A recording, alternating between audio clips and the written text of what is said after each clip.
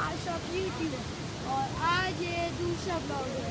तो दोस्तों पिछली वीडियो में आपने देखा था कि मैं वहाँ पे बैठा हुआ था, मतलब उसका एक पार्ट था ऊपर वाला।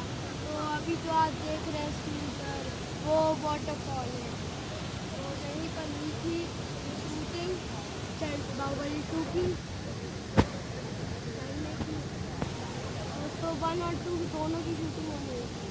2 का थोड़ा पार्ट था, 1 का शुरुआत का। दोस्तों अभी आप देख रहे हैं बहुत ही बड़ा है, आवाज़ भी बहुत तेज आ रही है।